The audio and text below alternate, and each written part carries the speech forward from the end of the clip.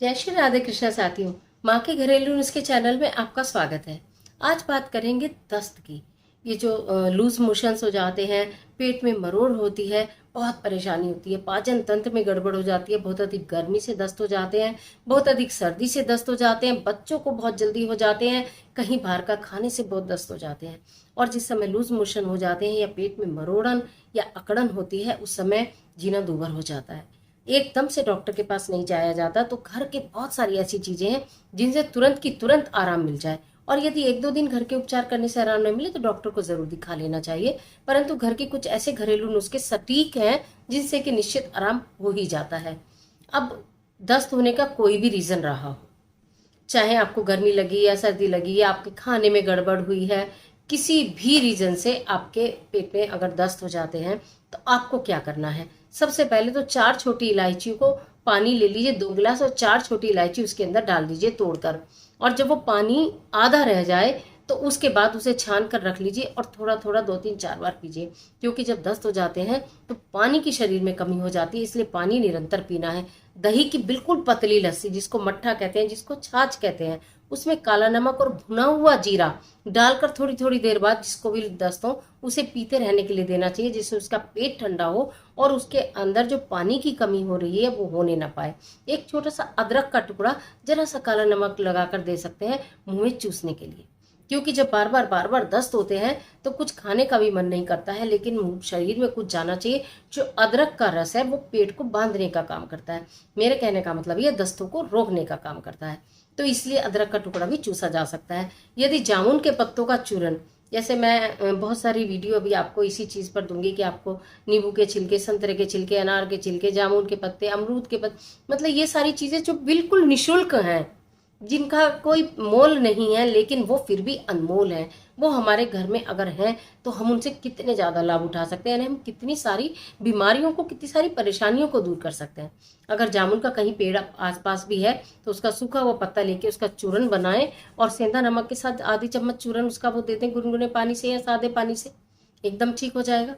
अनार के छिलके का चूरन दे सकते हैं, सूखे हुए अनार का छिलका हो, उसको आधा चम्मच चूरन आप सुबह शाम दीजिए, एकदम दस्त रुक जाते हैं।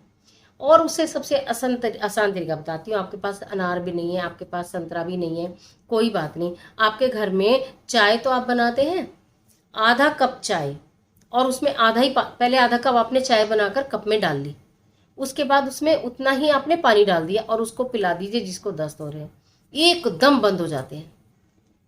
1 गिलास गाय का दूध, अगर आपके घर में गाय है या आपके घर गाय का दूध है और किसी को लूज मोशन हो जाते हैं, उसमें आधा नींबू निचोड़ दीजिए और वो पिला दीजिए।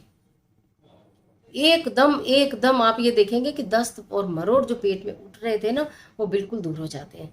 बताई तो मैंने बहुत सारी चीजें हैं, लेकिन आप जो आपको सुविधा लगे, जो आपको आसानी से हो जाए, जो आप बड़े आराम से कर सको, वो आप करो। इससे आपके जिसके भी शरीर पेट में दस्त से जो परेशान है या मरोड़ से परेशान है, उसमें तुरंत की तुरंत आराम मिलता है। पानी की कमी ना होने दें, चाहे ORS का घोल लें, वो भी नहीं है तो कोई दिक्कत नहीं है। 1 कप पानी लें, उसमें थोड़ा सा नमक डालें, उसमें थोड़ी सी चीनी डालें, अगर आपके पास है नींबू तो नींबू निचोड़ लें, बन गया घोल।